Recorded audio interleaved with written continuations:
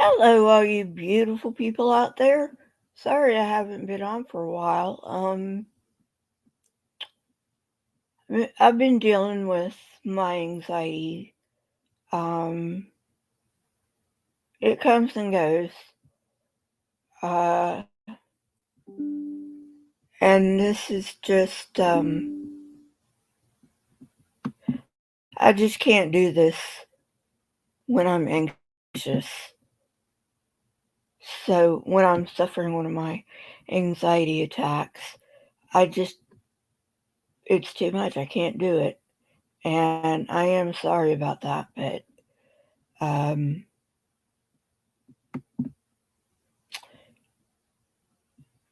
I've got to take care of myself first, you know. And as a Christian, when I was a Christian, I always put myself last, always. And didn't work out too good. Now, I do help other people, you know. It's not like I'm a selfish bitch or anything. Um, but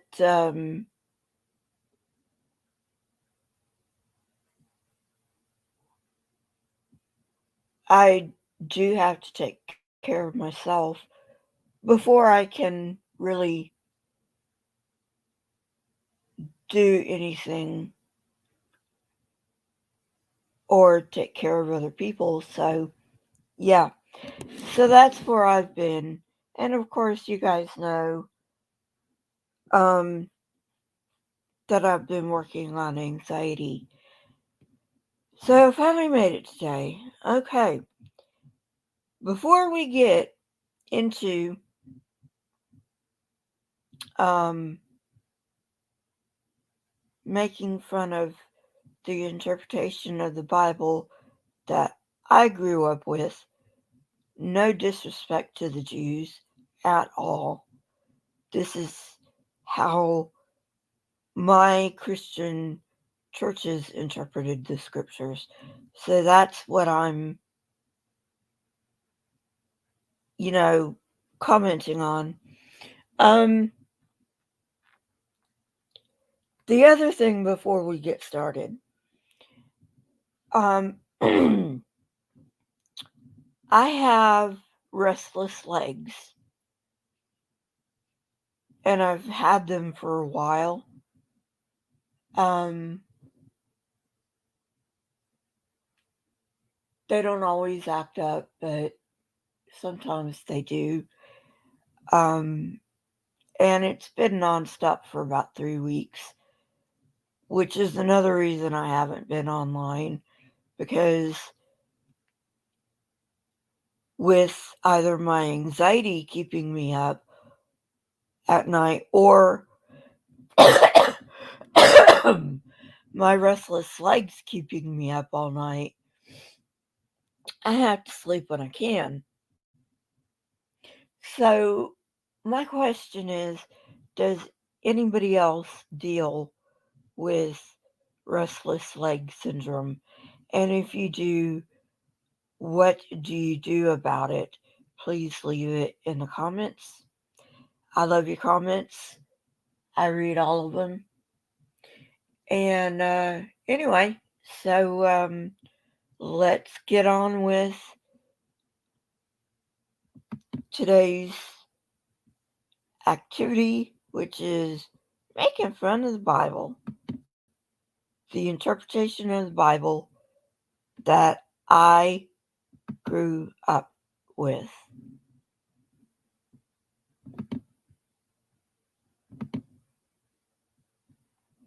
Make sure you can see it. And you can. All right, let's go.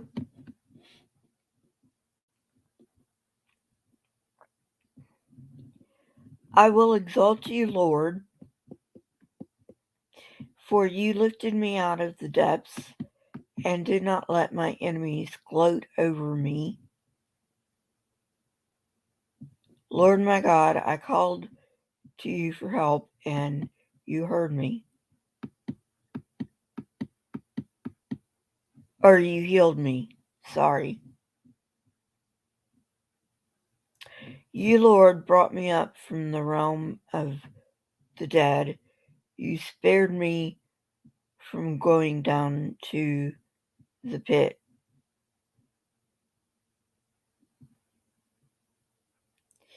Okay, I'm pretty sure by this time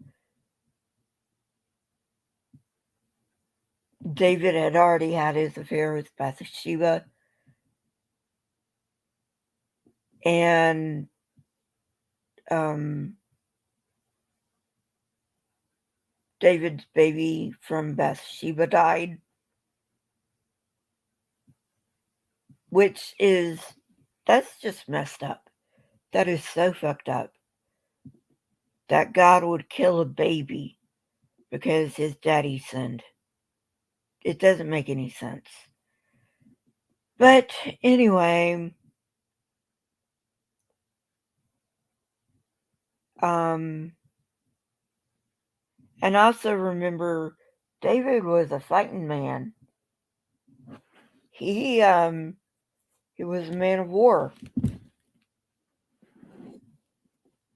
and he made a lot of enemies. So the third verse, you Lord brought me up from the realm of the dead. You spared me from going down to the pit. Is a very fitting thing for David to say. Sing the praises of the Lord, you his faithful people. Praise his holy name, for his anger lasts only a moment, but his favor lasts a lifetime. Weeping may stay for the night, but rejoicing comes in the morning. And of course, he's not saying a literal night and a literal morning. He's being poetic. I know you guys know that. Just wanted to clear it up for people who think that the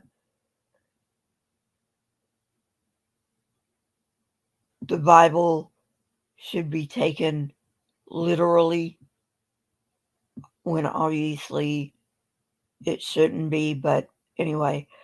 Oh, and I'm sorry about my voice. My sinuses have been wreaking havoc. So, anyway, moving on.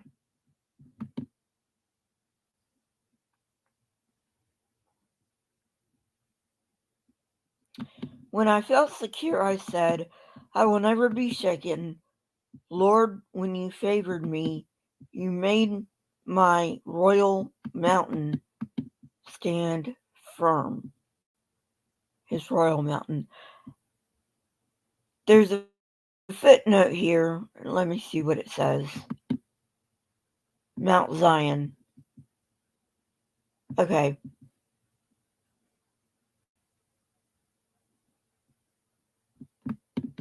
I think that's the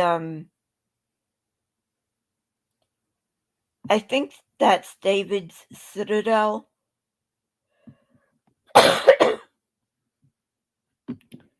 Just a minute, let me look it up.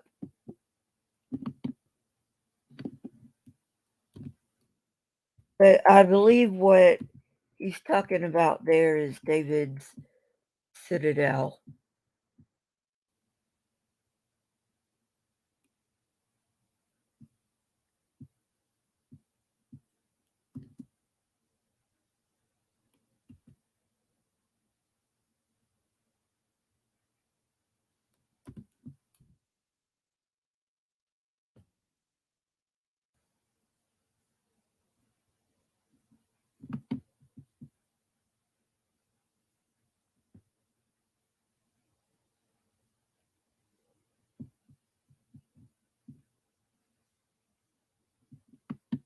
So let me just see what I can see.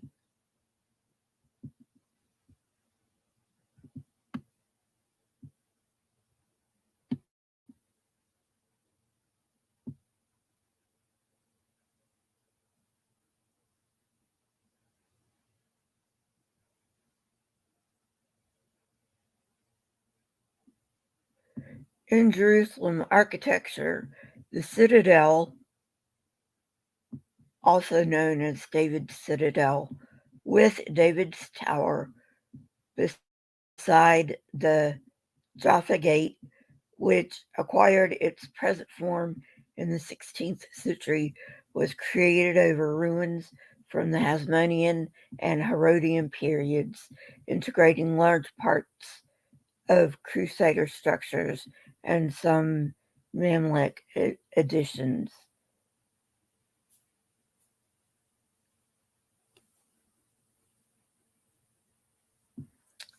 So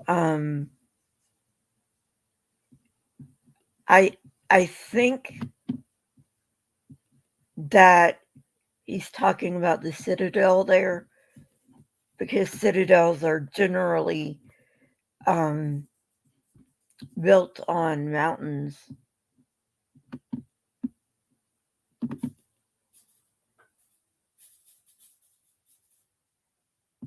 Okay, hang on. Um, do, do, do, do. um, I'm sorry, guys. I need to get my eyes checked, but that's not on my priorities list right now. Um, but I do need to get my eyes checked.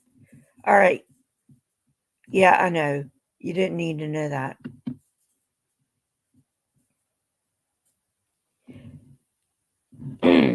Okay, second part of verse 7. But when you hid your face, I was dismayed.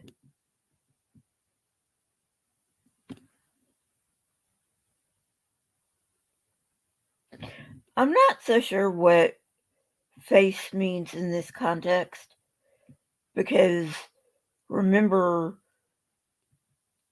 Moses on Mount Sinai, he asked to see God's face, and God said, no, because no man can see my face without him dying.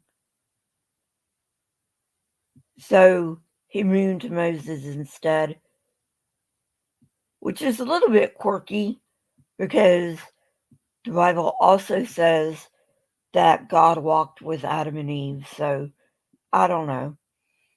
Um, it could be poetic. He could be using face as a poetic word because remember these are poems.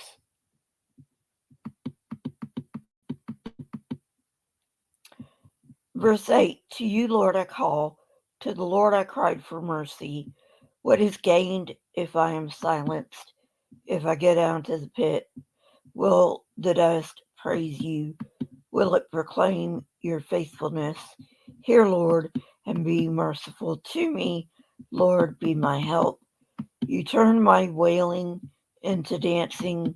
You removed my sackcloth and clothed me with joy. Now, most of you probably know this already, but for those of you who don't, sackcloth was the way to tell people, hey, look, I'm mourning.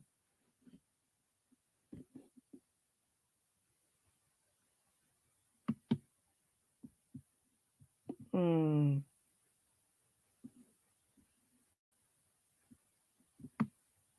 didn't mean to do that. Verse 12, that my heart may sing your praises and not be silent. Lord my God, I will praise you forever. Okay. Psalm 31. In you, Lord, I have taken refuge. Let me never be put to shame. Deliver me in your righteousness. Turn your ear to me. Come quickly to my rescue. Be my rock of refuge, a strong fortress to save me, since you are my rock and my fortress. For the sake of your name, leads and guides me. Oh, sorry. For the sake of your name, lead and guide me. Keep me from the trap that is set for me, for you are my refuge. Into your hands I commit my spirit.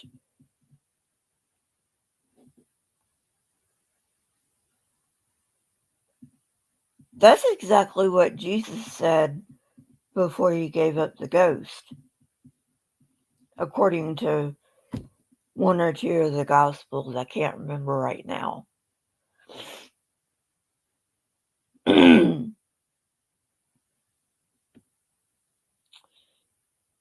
Deliver me, Lord, my faithful God. Verse 6. I hate those who cling to worthless idols. As for me, I trust in the Lord. I will be glad and rejoice in your love, for you saw my affliction and knew the anguish of my soul. You have not given me into the hands of the enemy, but have set my feet in a spacious place. Be merciful to me, Lord, for I am in distress. My eyes grow weak with sorrow, and my soul and body with grief. My life is consumed by anguish, and my years with groaning. My strength fails because of my affliction. Let's see what the footnote says about David's affliction or guilt. Affliction or guilt. Kind of a funny word for guilt. Affliction. You usually think of affliction as sickness, but anyway. At least that's the first thing that pops into my head. And my bones grow weak because of all my enemies. I am the utter contempt of my neighbors and an object of dread to my closest friends. Those who see me on the street flee from me. I am forgotten as though I were dead. I have become like broken pottery, for I hear many whispering, terror on every side. They conspire against me and plot to take my life. But I trust in you, Lord. I say you are my God. My times are in your hands. Deliver me from the hands of my enemies, from those who pursue me. Let your face shine on your servant.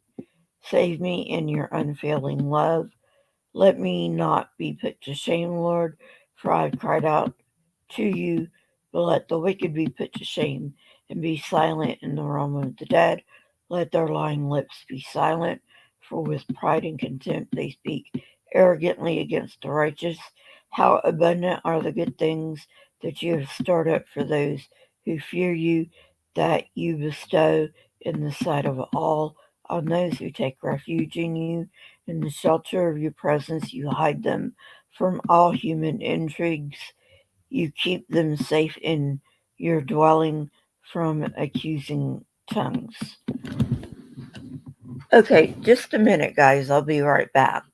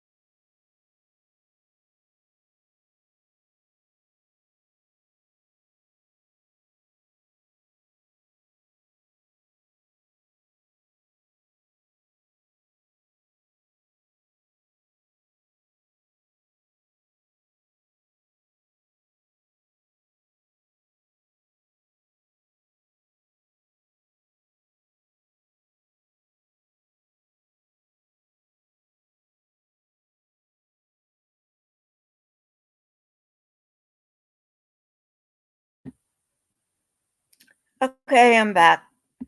Sorry about that. Moving on. Verse 21.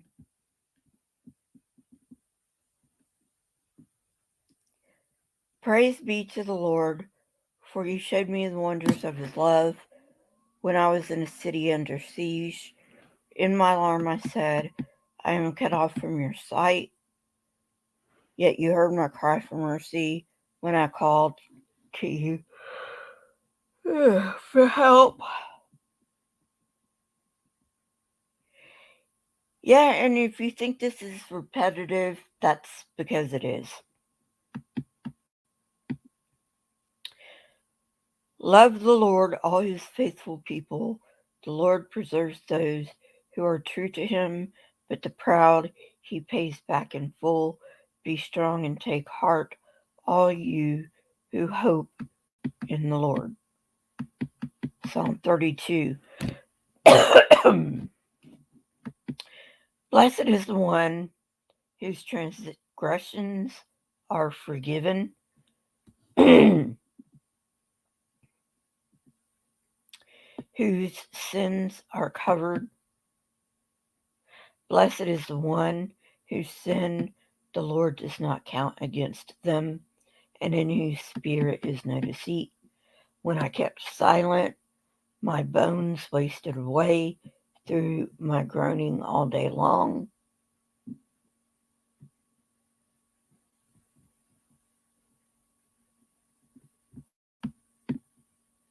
For day and night, excuse me, for day and night your hand was heavy on me, my strength was sapped as in the heat of summer. Then I acknowledged my sin to you and did not cover up my iniquity. I said, I will confess my transgressions to the Lord, and you forgave the guilt of my sin. Now, note, David has said nothing about a sacrifice. But Paul in the New Testament says, without the shedding of blood, there's no remission of sin. Now, I think I said this back when I was doing the Torah. The only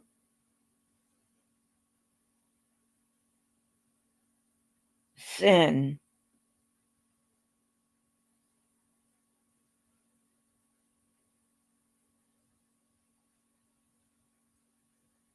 that you can possibly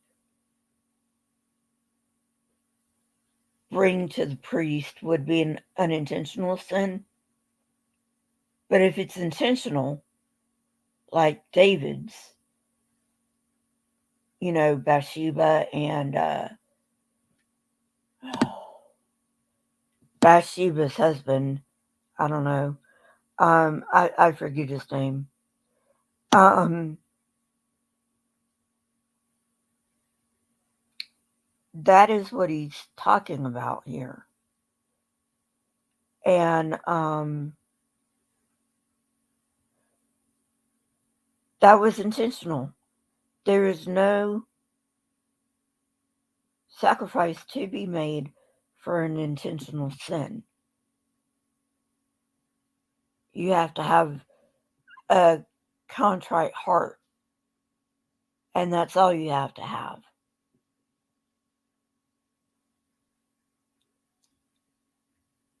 Folks, I listened to a Rabbi Tobias Singer, and yeah, it never says without shedding of blood there is no remission of sin.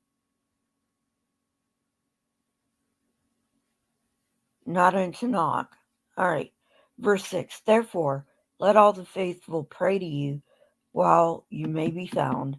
Surely the rising of the mighty waters will not reach them. You are my hiding place. You will protect me from trouble and surround me with songs of deliverance. I will instruct you and teach you in the way you should go. I will counsel you with my loving eye on you. Do not be like the horse or the mule, which have no understanding, but must be controlled by bit and bridle, or they will not come to you. Many are the woes of the wicked, but the Lord's unfailing love surrounds the one who trusts in him.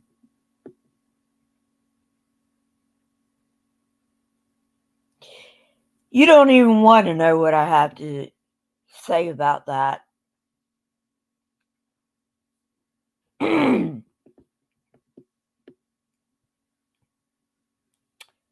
Okay, verse 11. Rejoice in the Lord and be glad, you righteous. Sing, all you who are upright in heart. Psalm 33. Sing joyfully to the Lord, you righteous. It is fitting for the upright to praise him. Praise the Lord with the harp. Make music to him on the 10-stringed lyre. Sing to him a new song. Play skillfully and shout for joy. For the word of the Lord is right and true. He is faithful in all he does. The Lord loves righteousness and justice. The earth is full of his unfailing love.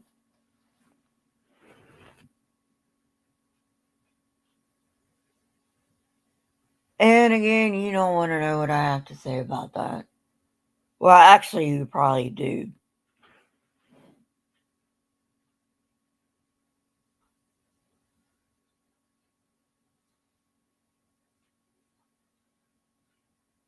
But I'm losing my voice, so let's just move on. By the word of the Lord, the heavens were made, their starry host by the breath of his mouth. He gathers the waters of the sea into jars.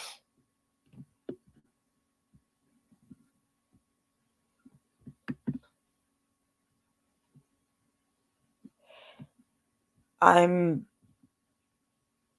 sure there's a translation problem going on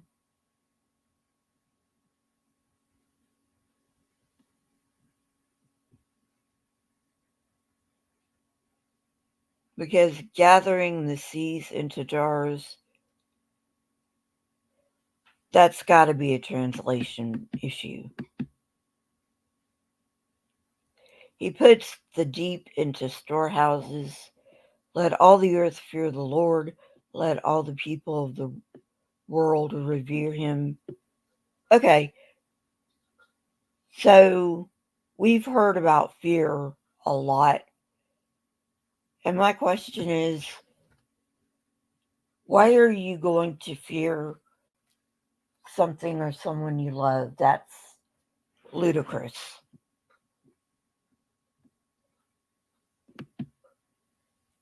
Let all the earth fear the Lord. Let all the people of the world revere him. For he spoke and it came to be. He commanded and it stood firm. The Lord foils the plans of the nations. He thwarts the purposes of the peoples. But the place of the Lord, but the plans of the Lord stand firm forever. The purposes of his heart through all generations. Blessed is the nation whose God is the Lord, the people he chose for his inheritance. And here he's talking about Israel. From heaven the Lord looks down and sees all mankind. From his dwelling place he watches all who live on earth. He who forms the hearts of all, who considers everything they do. No king is saved by the size of his army. No warrior escapes by his great strength. A horse is a vain hope for deliverance. Despite all of its great strength, it cannot save.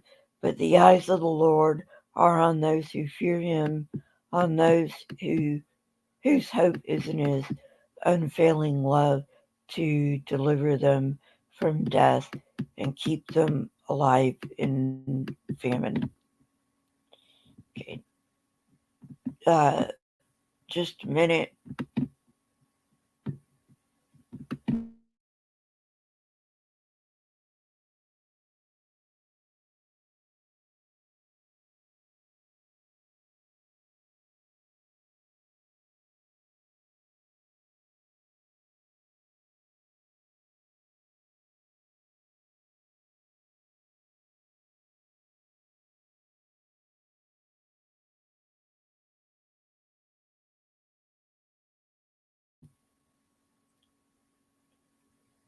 You still here, Jill? Thanks for dropping by.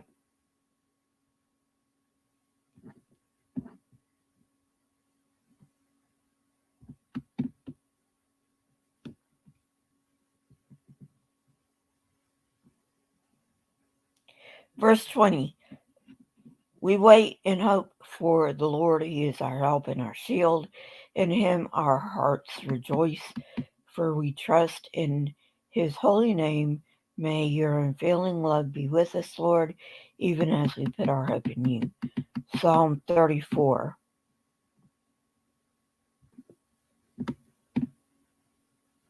When David pretended to be insane before Abimelech, who drove him away and he left. Now remember, Abimelech was a priest. I will extol the Lord at all times. His praise will always be on my lips. I will glory in the Lord. Let the afflicted hear and rejoice. Glorify the Lord with me. Let us exalt his name together. I sought the Lord, and he answered me. He delivered me from all my fears. Okay, any quote unquote answers that you got, David, was coincidence. Sheer coincidence.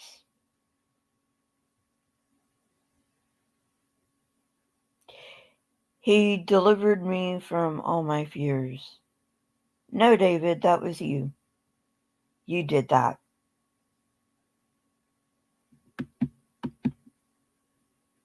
You see what I'm talking about? That Christianity is a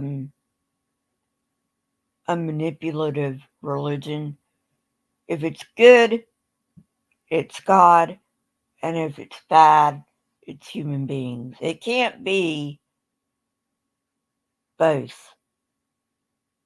It can't be God is responsible for the good and the bad, even though if you really listen to what they have to say, they're going to say,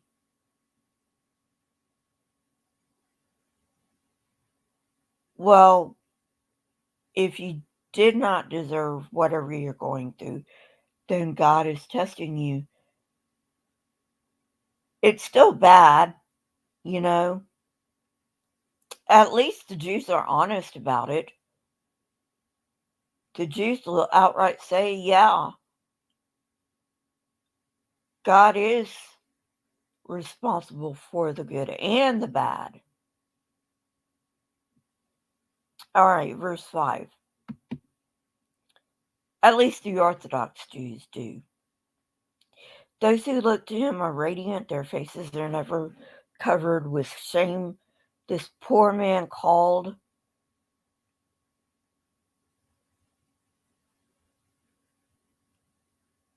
I I hope he's taking poor in the figurative sense, because literally David was not poor.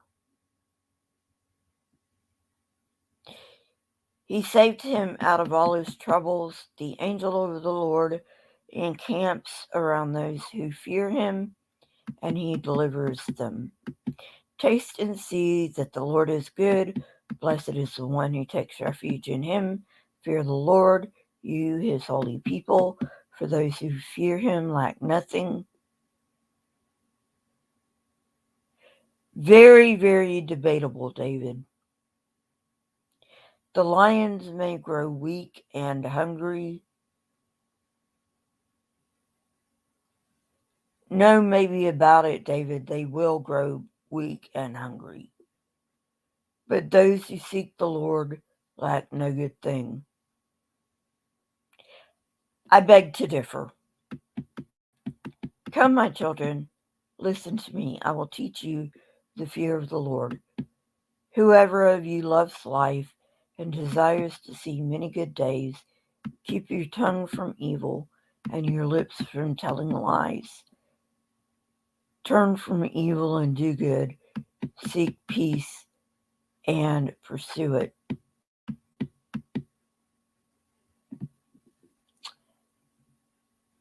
Well, that is some piece of advice from a warlord, huh?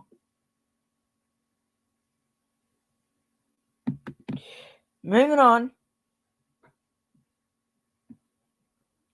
The eyes of the Lord are on the righteous, and his ears are attentive to their cry. But the face of the Lord is against those who do evil, to blot out their name from the earth. The righteous cry out, and the Lord hears them. He delivers them from all their troubles. The Lord is close to the brokenhearted and saves those who are crushed in spirit. The righteous person may have many troubles, but the Lord delivers him from them all. He protects all of his bones. Not one will be broken.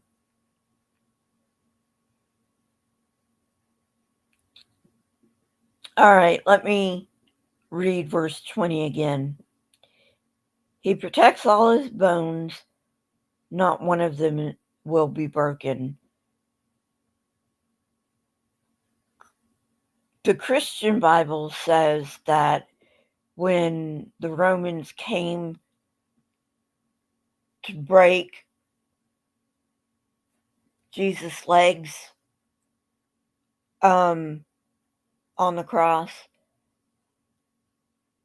that when they came to him and he was already gone, that they did not break his legs. So this one verse would be fulfilled. He protects all his bones, not one of them will be broken. However, if you read it in context, this is not a prophecy. This is just a song. This isn't prophecy.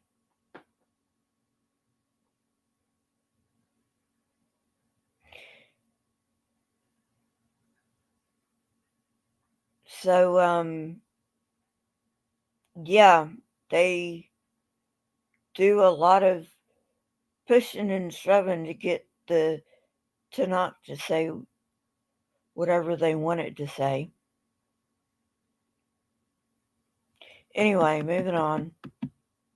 Evil will slay the wicked, the foes of the righteous will be condemned. The Lord will rescue his servants. Not all the time. No one who takes refuge in him will be condemned. Psalm 35. Contend, Lord, with those. Hang on.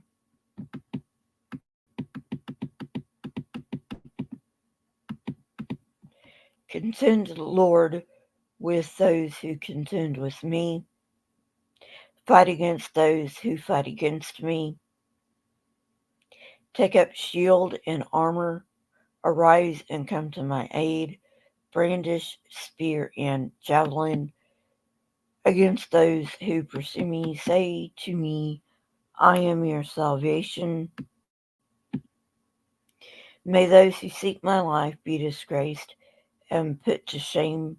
May those who plot my ruin be turned back in dismay.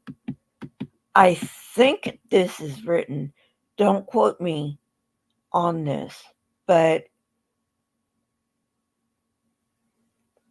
this sounds like it's written when Absalom is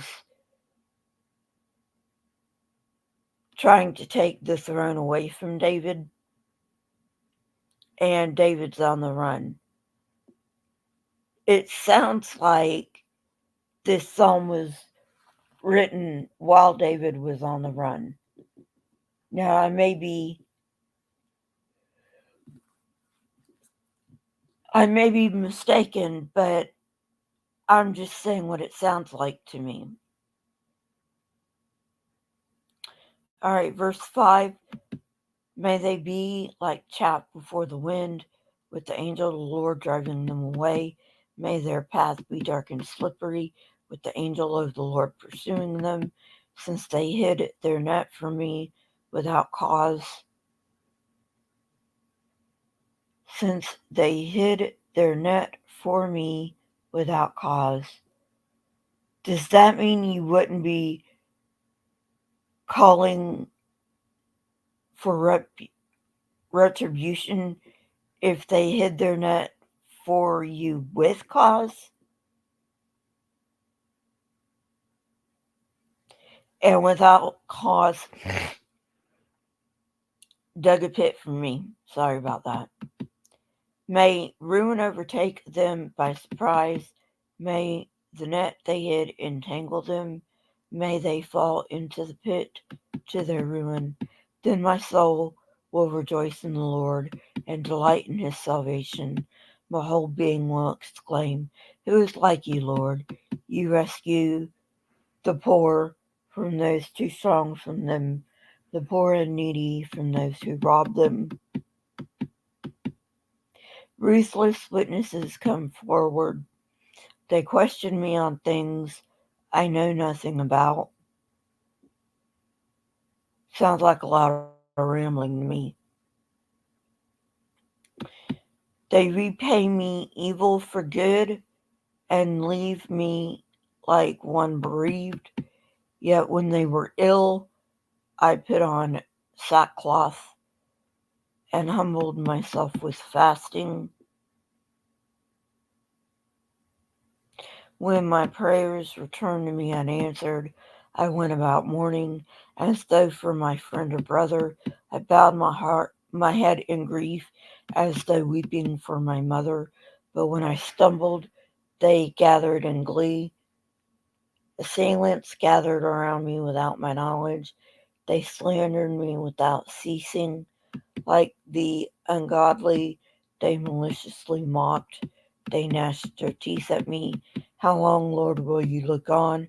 Rescue me from their ravages, my precious life from these lions. I will give you thanks in the great assembly. Among the throngs I will praise you. Do not let those gloat over me who are my enemies without cause. Do not let those who hate me without reason maliciously wink the eye. They do not speak peaceably, but devise false accusations against those who live quietly in the land. They sneer at me and say, "Uh-huh, uh-huh. With our own eyes we have seen it. Lord, have you have seen this. Do not be silent. Do not be far from me, Lord. Arise, awake and rise to my defense. Contend for me, my Lord, my God. Vindicate me in your righteousness, Lord my God. Do not let them gloat over me. Do not let them think, aha, just what we wanted, or say, we have swallowed him up. May all who gloat over my distress be put to shame and confusion. May all who exalt themselves over me be clothed with shame and disgrace. May those who delight in my vindication, excuse me, shout for joy and gladness. May they always say, the Lord be exalted, who delights in the well-being of his servant. My tongue will proclaim your righteousness, your praises all day long.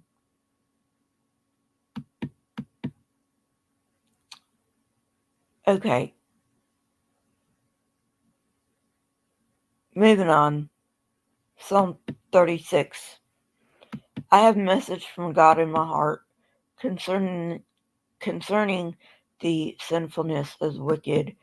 There is no fear of God before their eyes. In their own eyes, they flatter themselves too much to detect or hate their sin. No, because for the 14th millionth time, there's no such thing as sin. That's just a make believe concept.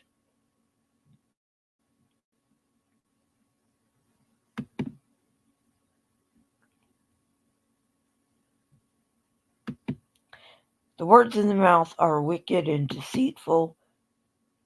They fail to act wisely or do good. Even on their beds, they plot evil. They commit themselves to a sinful course.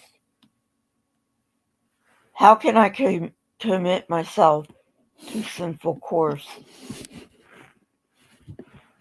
when sin doesn't even exist? Anyway, moving on. And do not reject what is wrong. Oh, I reject what is wrong, of course. The problem is what the people in those days thought was wrong has changed. And some of the things they thought were wrong actually turned out to be right. So, yeah, um,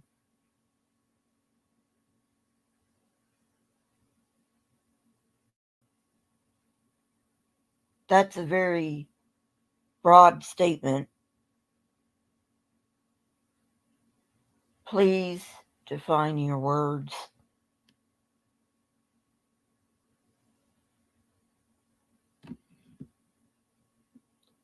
But that's all we get, just a generic, and do not reject what is wrong.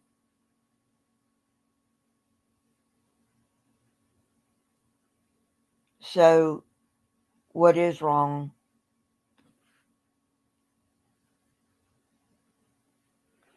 According to David, you know, because,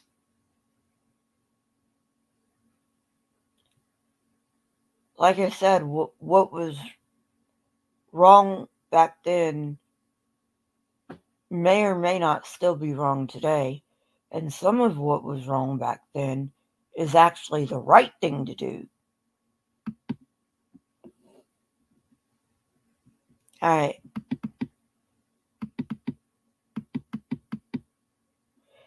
Your love, Lord, reaches to the heavens, your faithfulness to the skies.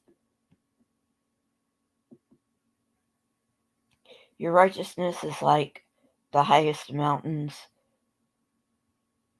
your justice like the great deep.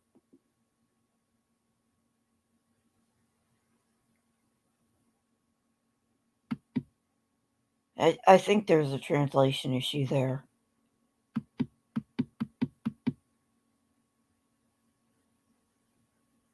You, Lord, preserve both people and animals. How priceless is your unfailing love, O God. People take refuge in the shadow of your wings. They feast on the abundance of your house.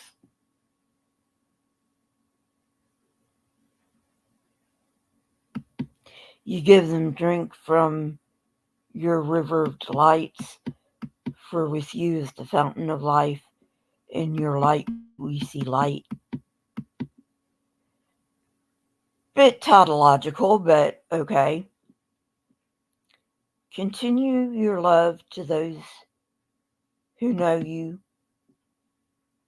your righteousness to the upright in heart.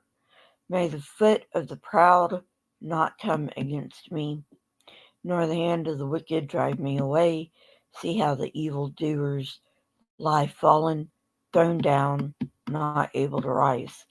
Psalm 37, do not fret because of those who are evil, or be envious of those who do wrong, for like the grass, they will soon wither, like green plants, they will soon die away.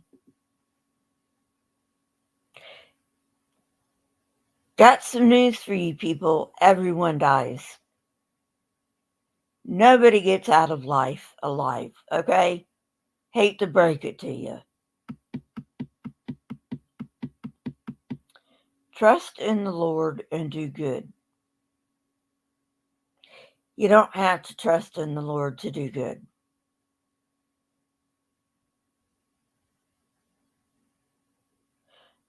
Dwell in the land and enjoy safe pasture. Take delight in the Lord, and he will give you the desires of your heart. Yeah.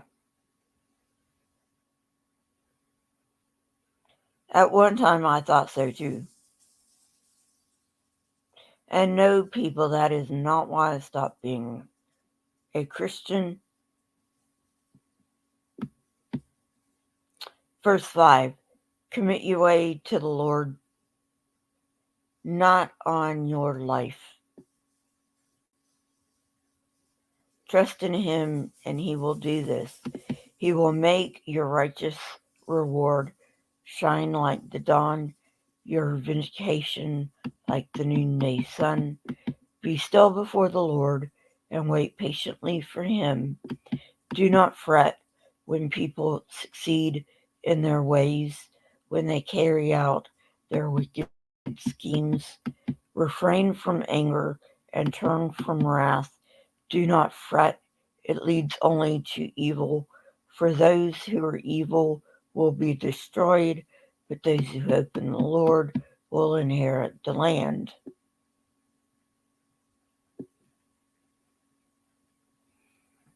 Now look at what he says. But those who hope in the Lord will inherit the land. He says nothing about heaven. So where do Christians get it that they're going to go to heaven?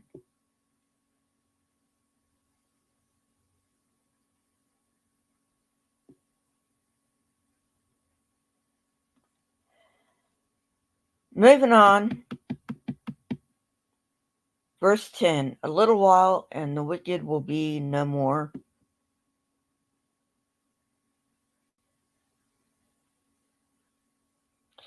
We've been waiting how long since this was written down?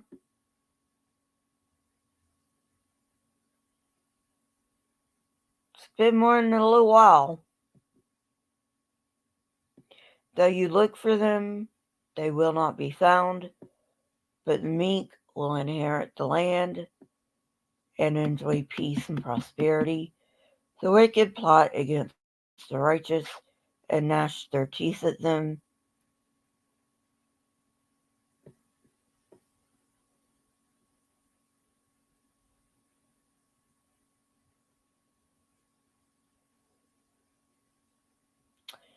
You know, Christians are so narcissistic.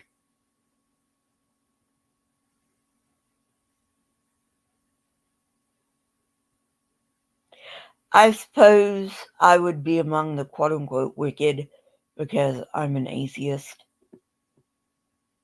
I've got better things to do with my time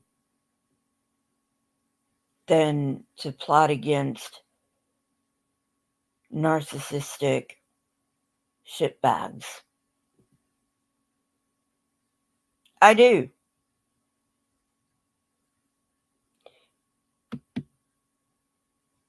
And Nash, okay, let me read that again. The wicked plot against the righteous and gnash their teeth at them, but the Lord laughs at the wicked, for he knows their day is coming. Definitely sounds something like something a Christian would say.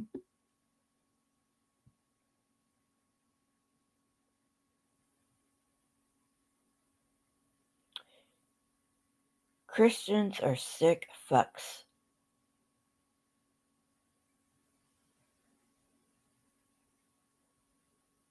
Anyway, moving on. 14. The wicked draw the sword and bend the bow to bring down the poor and needy, to slay those whose ways are upright. So,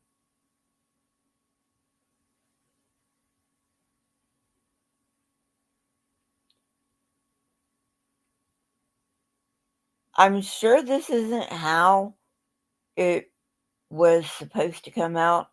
I think there's another translation issue going on here. But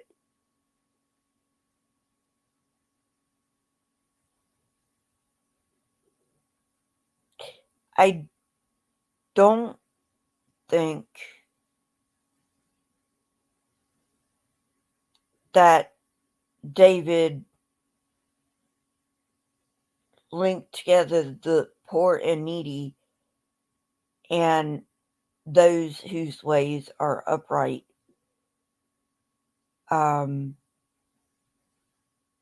you don't have to be poor and needy to be upright. So I think that's just a translation issue.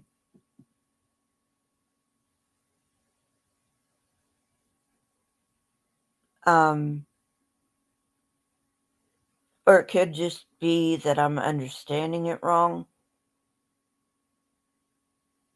But, and if I am, you know, it's confusing the way it's worded, though. Of course, what else is new? Verse 15. But their swords will pierce their own hearts, and their bows will be broken. Better the little that the righteous have than the wealth of many wicked, for the power of the wicked will be broken, but the Lord upholds the righteous. The blameless spend their days under the Lord's care, and their inheritance will endure forever. In times of disaster, they will not wither. In days of famine, they will enjoy plenty, but the wicked will perish. The Lord's enemies are like the flowers of the field. They will be consumed. They will go up in smoke. The wicked borrow and do not repay.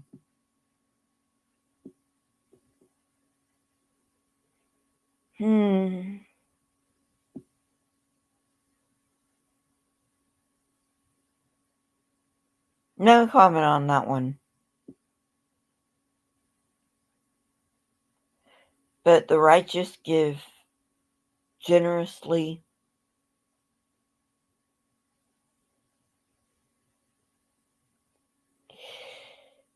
Okay.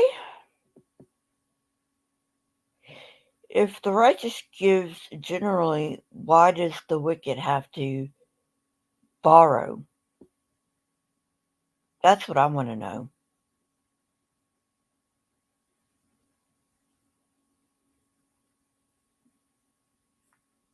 I mean, it's like your friend comes up to you, right? And they say to you, hey, I need $50. Can you loan me $50? And you're like, sure. So you either give your friend cash or you write out a check to your friend for $50 and you hold it out and you say, this is a gift. You don't have to repay me.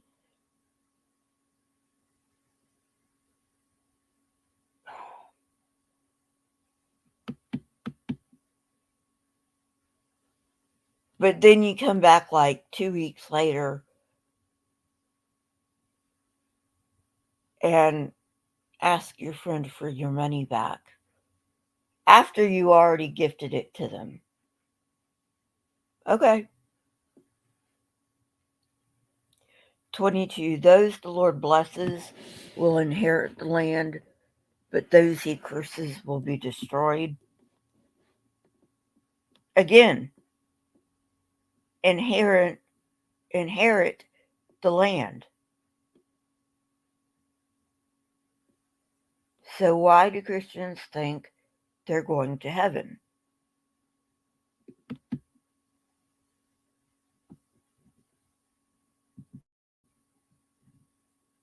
That was an oopsie on my part.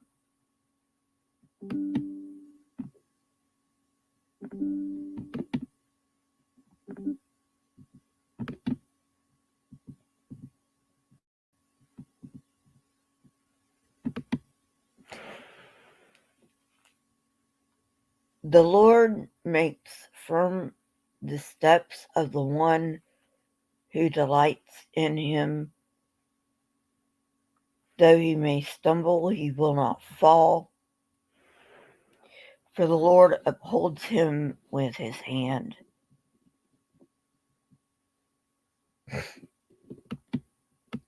I was young, and now I am old.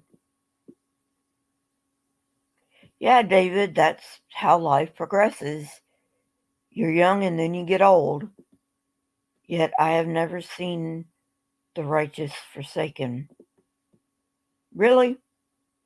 Because I've seen people who've been good their entire lives, and when they get old, it's a shit show because nobody wants to take care of them, even though they've been a good person for their entire life, and they have to move to a nursing home or an assisted living facility.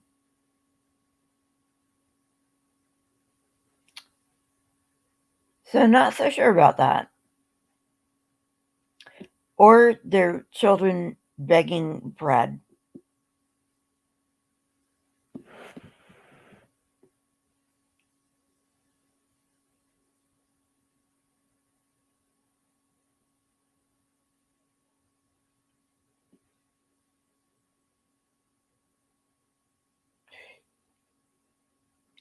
No, that does not happen. Poor people are poor. Some Christians are poor. Some Muslims are poor. Some Jews are poor. So, yeah, some of them literally beg for bread, or in a broader sense, food. They are always generous and lend freely. Their children will be a blessing. Turn from evil and do good, then you will dwell in the land forever, for the Lord loves the just. There it is again. You will dwell in the land forever, not heaven. For the Lord loves the just and will not forsake his faithful ones. Wrongdoers will be completely destroyed. The offspring of the wicked will perish. The righteous will inherit the land. There it is again. The righteous will inherit the land and dwell in it forever. The mouths of the righteous utter wisdom.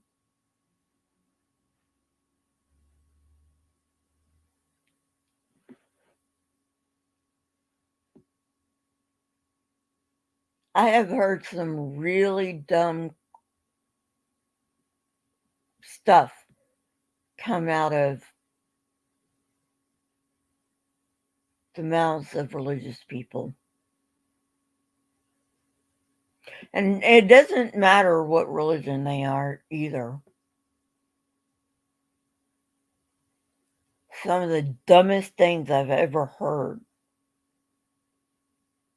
were from religious people. And their tongues speak what is just.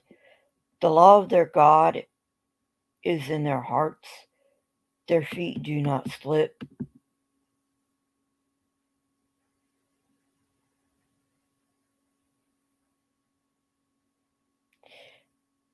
The wicked lie in wait for the righteous.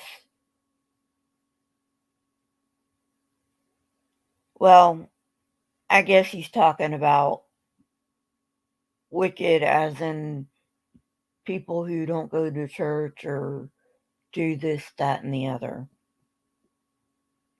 And like I said before, I got way too much on my plate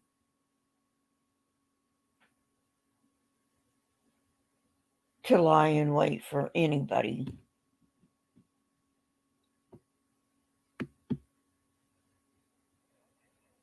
This is the super duper persecution complex, people.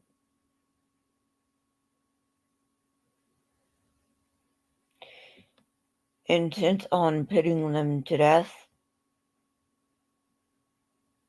Nope, I am firmly against the death penalty.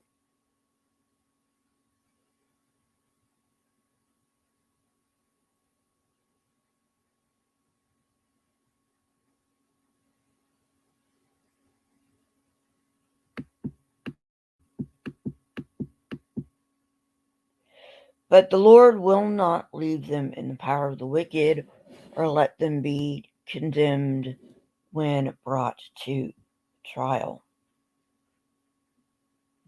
There are a lot of innocent people in prison. And I don't mean the ones who say they're innocent. I mean truly innocent people.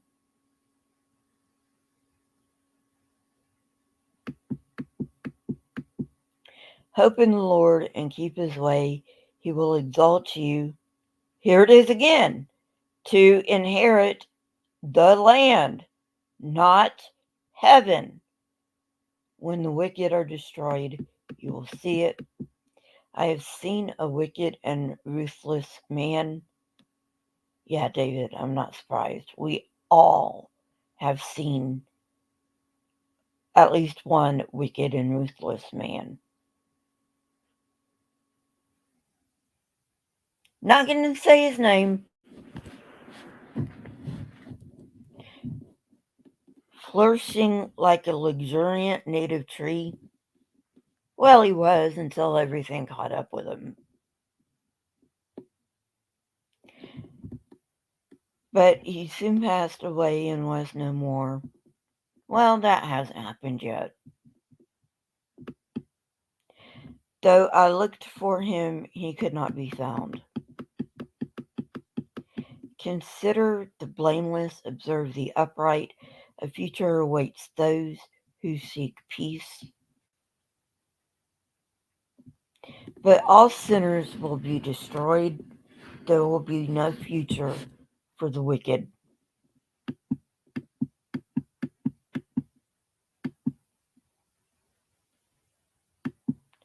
The salvation of the righteous comes from the Lord.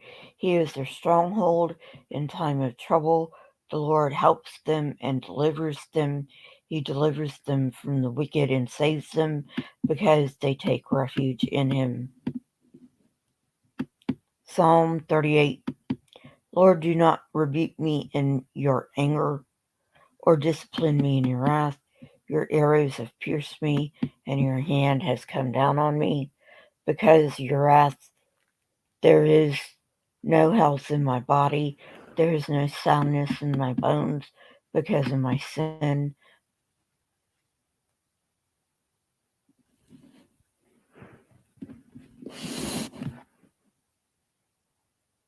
David, if you've got problems with your bones, you're sick, not sinful. Verse 4, my guilt has overwhelmed me like a burden too heavy to bear. My wounds fester and are loathsome. Because of my sinful folly, I am bowed down and brought very low. All day long I go about mourning. My back is filled with searing pain. I know how that feels. There is no health in my body. I am feeble and utterly crushed. I groan in anguish of heart. All my longings lie open before you, Lord. My sighing is not hidden from you. My heart pounds, my strength fails me, even the light is gone from my eyes. My friends and companions avoid me because of my wounds. My neighbors stay far away. Those who want to kill me set their traps. Those who would harm me talk of my ruin. All day long they scheme and lie. I am like the deaf who cannot hear, like the mute who cannot speak. I have become like one who does not hear, whose mouth can offer no reply. Lord, I wait for you. You will answer, Lord my God. For I said, do not let them gloat or exalt themselves over me when my feet slip.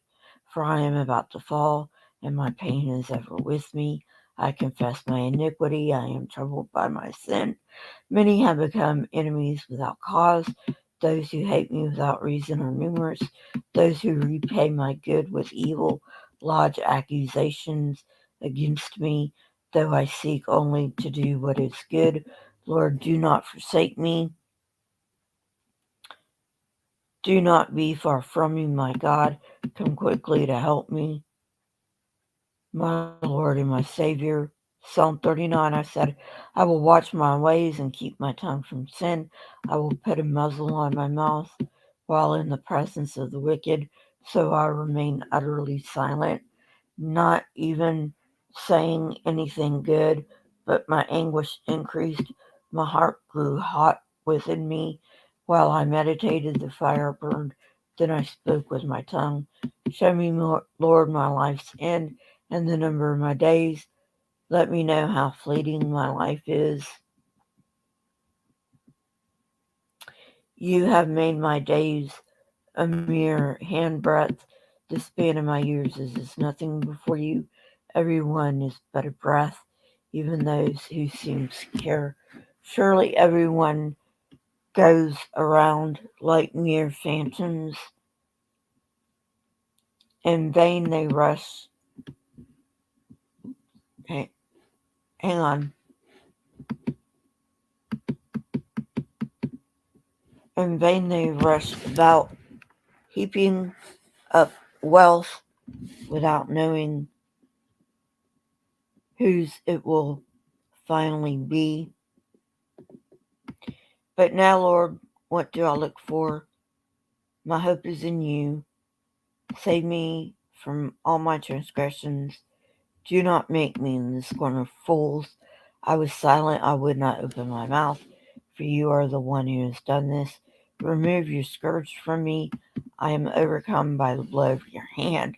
When you rebuke and discipline anyone for their sin, you consume their wealth like a moth. Surely everyone is but a breath. Hear my prayer, Lord. Listen to my cry for help. Do not be deaf to my weeping. I dwell with you as a foreigner, a stranger as all my ancestors were. Look away from me that I may enjoy life again before I depart and am no more. Final chapter, people. 40. I waited patiently for the Lord. He turned to me and heard my cry.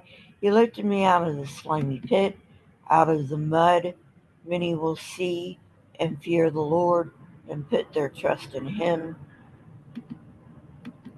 Blessed is the one who trusts in the Lord, who does not look to the proud, to those who turn aside to false gods. Many, Lord my God, are the wonders you have done, the things you planned for us. No one can compare with you. Were I to speak and tell you of your deeds, they would be too many to declare. Sacrifice and offering you did not desire, but my ears you have opened. Burnt offerings and sin offerings you did not require.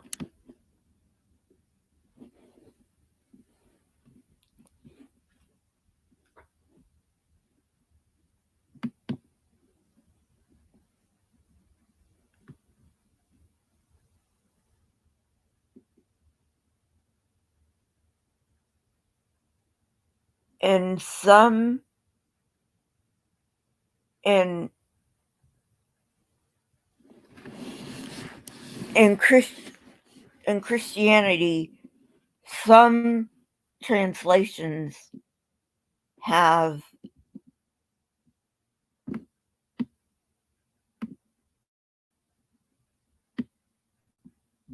um sorry.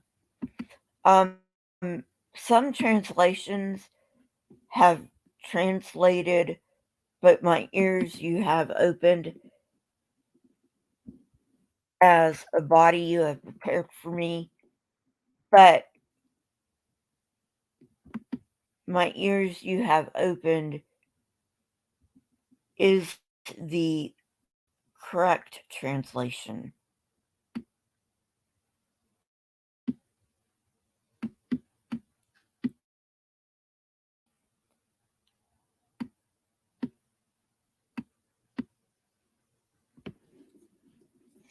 Okay, so let's read this again.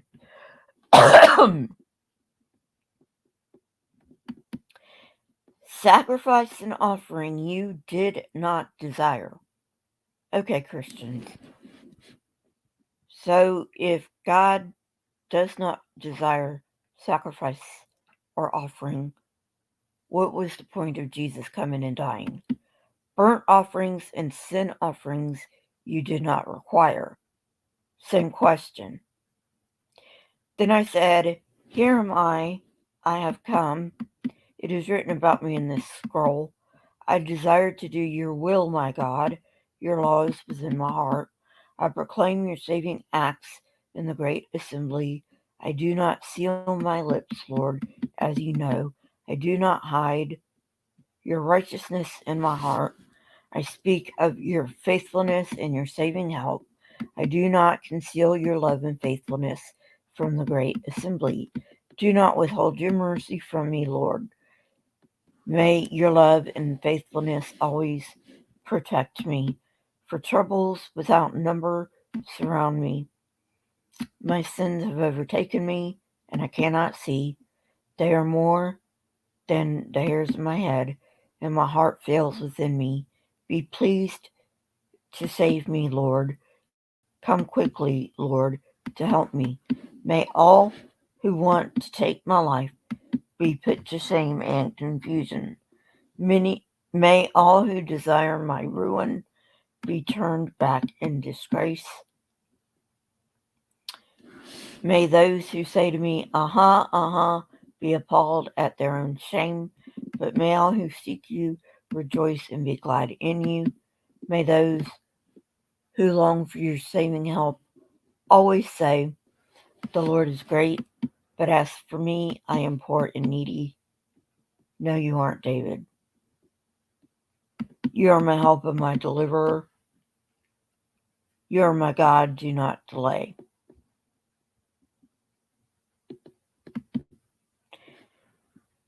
And that's the, hey, Gregory.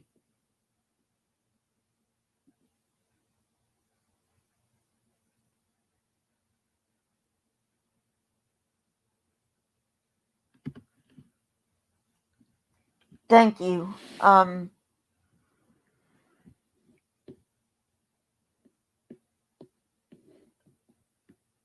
I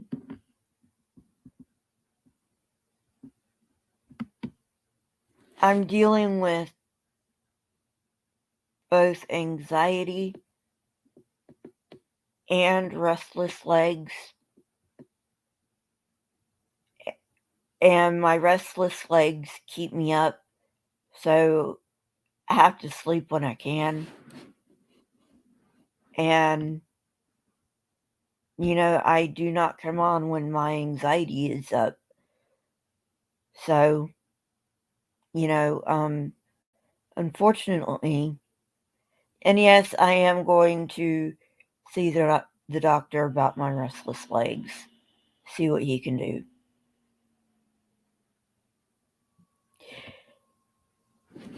So, anyway, um, that's the end. Please click the like button, hit the subscribe button, and click on the little bell for all notifications. If you would like to and you are financially secure, please become a member of this channel. You can become a member for those 99 cents a month, and you get custom emojis. Um, I have not been working on my debunks as much as I want because I've been dealing with all this crap, but hopefully I'll get back to it. But at any rate, you guys have a nice day, and I'll see you later. Bye.